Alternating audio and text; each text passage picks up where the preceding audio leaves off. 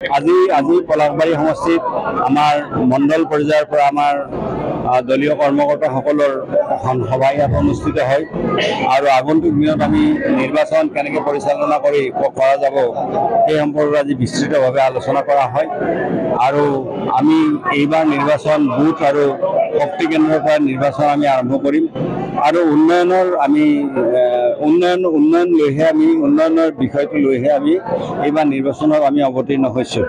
গতিকে অসমৰ ৰাইজে উন্নয়ন আজি দেখিবলৈ পাইছে বিজেপি চৰকাৰৰ দিনত।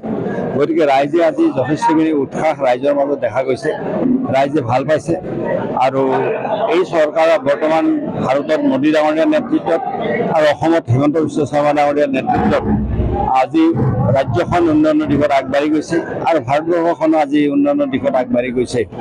গতিকে আজিৰ দিনটোত আমি ৰাইজৰ যিটো সঁহাৰি আমি পাইছোঁ, এই সঁহাৰিৰ পৰা আমাৰ এইটো কথা নিশ্চিত হৈছে যে ৰাইজে এইবাৰ পদুম ফুলৰ চিনত ভোট দি আমাৰ বিজুলী কলিতা মেধি ডাঙৰীয়ানীক বিপুল ভোটত জয়যুক্ত কৰিব। এইটো আমি আজি ৰাইজৰ যিটো মতামত, ৰাইজৰ যিটো সঁহাৰি, ৰাইজৰ যিটো মৰম, ৰাইজৰ যিটো আস্থা, গতিকে এইটোৰ পৰা আমি এই কথাখিনি আজি আমি সদৰি কৰিব পাৰোঁ যে বিজুলী কলিতা মেধি ডাঙৰীয়ানীৰ জয়লাভ নিশ্চিত হয়। মিটিঙৰ মাজতে আপোনাক কিন্তু আজি কাৰ্যকৰ্তাসকলক দুখুনাও দেখা গ'ল।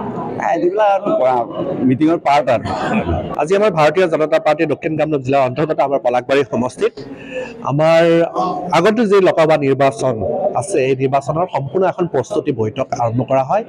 ইয়াতে আমি আমাৰ মণ্ডলৰ সভাপতিসকল আৰু আমাৰ বুথৰ সভাপতিসকলৰ শক্তিকান্ত আহ্বায়কসকলক লৈ পেলাই এখন গুৰুত্বপূৰ্ণ বৈঠক আহ্বান কৰা হৈছিলে আৰু এই সভাত উপস্থিত থাকে মুখ্য অতিথি হিচাপে আমাৰ সকলোৰে অভিভাৱক মন্ত্ৰী আমাৰ কামৰূপ জিলাৰ মাননীয় চন্দ্ৰমোহন পাটোৱাৰী ডাঙৰীয়া আৰু আমাৰ তত্ত্বাৱধায়ক মাননীয়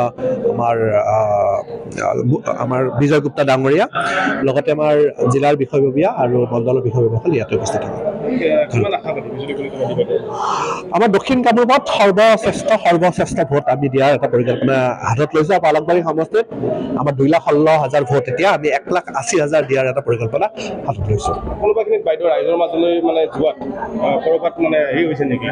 নাই, ৰাইজলৈতো গৈ আছে, তেওঁ আগৰ পৰাই যায়। এতিয়া তেওঁ কেণ্ডিডেট নোহোৱাৰ আগতো তেওঁ ৰাইজৰ লগত আছিলে, তেওঁ যেতিয়া উপমেয়ৰ আছিলে তেতিয়াও তেওঁ ৰাইজৰ লগত আছিলে।